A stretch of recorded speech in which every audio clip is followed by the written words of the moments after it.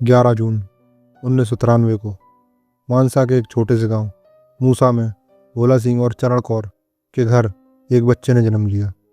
शुभदीप सिंह सिद्धू। पंजाब के इस कोने में सपने अक्सर खेती बाड़ी या सरकारी नौकरी तक ही सीमित होते थे, लेकिन शुभदीप की आंखों में कुछ और ही था। उसे विरासत में मिली थी मिट्टी की खुशबू और अपने पिता से मिली अनुशासन की सीख। स्कूल के दिनों में शुभदीप एक शांत लड़का था, लेकिन जब वह गाना गाता तो पूरा स्कूल ठिठक जाता। उसे संगीत का शौक था, पर यह शौक जुनून में तब बदला जब उसने लुधियाना के गुरु नानक देव इंजीनियरिंग कॉलेज में दाखिला लिया। यहाँ वह सिद्धू से मूसे वाला बनने की राह पर निकला।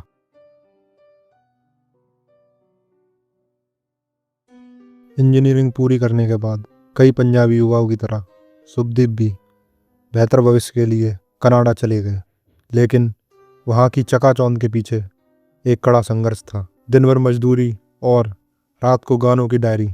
इसी दौरान उन्होंने निंजा के लिए लाइसेंस गाना लिखा था जो हिट हुआ, लेकिन शुभदीप को अपनी आवाज़ दुनिया तक पहुंचानी थी। उन्होंने अपना पहला गाना जी वैगन खुद के दम पर रिलीज़ किया, बिना किसी बड़े लेवल के।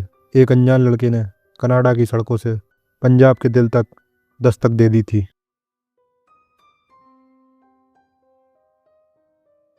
साल 2017 संगीत की दुनिया में एक तूफान आया जिसका नाम था सो हाय। बिग बर्ड के म्यूज़िक और सिद्धू की रॉ आवाज़ ने तहलका मचा दिया। यह सिर्फ एक गाना नहीं था, यह एक नए युग की शुरुआत थी। सिद्धू ने पंजाबी म्यूज़िक में हिप हॉप और गैंगस्टर रैप का वो तड़का लगाया जिसे आज मूसेवाला स्टाइल कहा जाता है। इसके बाद ईसा जट, टोचन और सेल्फ मेड जैसे गानों ने उन्हें ग्लोबल स्टार बना दिया। उन्होंने साबित कर दिया कि अगर टैलेंट हो तो आपको मुंबई या न्यूयॉर्क जाने की ज़रूरत नहीं, आप अपने गांव से ही दुनिया जीत सकते हैं। कामयाबी के साथ साथ विवाद भी आए। सिद्धू के गानों में बंदूकों और जट प्राइड के जिक्र पर कई लोगों ने सवाल उठाए। उन पर गन कल्चर को बढ़ावा देने के आरोप लगे, पुलिस केस हुए और उन्हें धमकी भरा भी बताया गया। लेकिन सिद्धू ने इन सब का जवाब अपने सबसे ताकतवर गाने 295 से दिया। इस गाने में उन्होंने समाज के दोहरे मापदंडों, राजनीति और अभिव्यक्ति की आज़ादी पर प्रहार किया। सिद्धू ने कभी समझौता नहीं किया। उनका कहना था, मैं वो लिखता हूँ जो मैं देखता हूँ। वह एक ऐसे कलाकार थे जो विवादों से डरे नहीं, बल्कि अपनी ताकत बना लिया।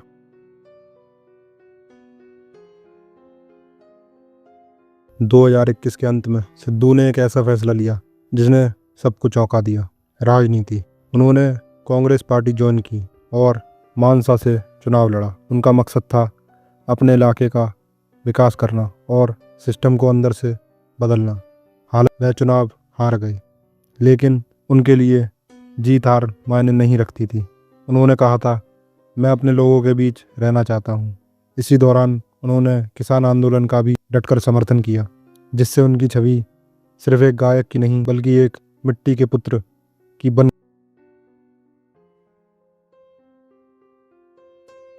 29 मई 2022 एक काली शाम जिसे पंजाब कभी नहीं भूलेगा।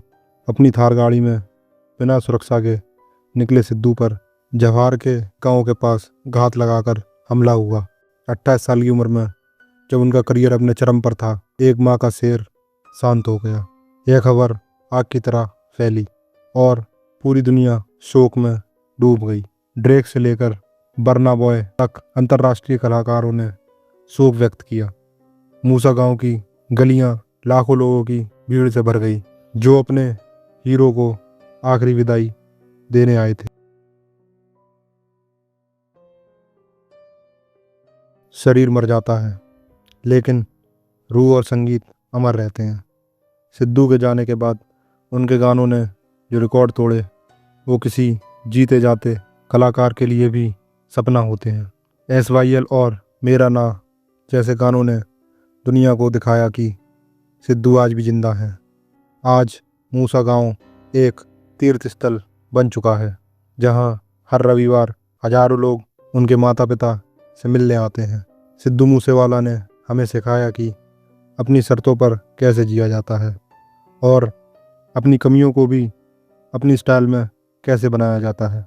295 से 591 तक उनका नाम इतिहास में दर्ज हो चुका है।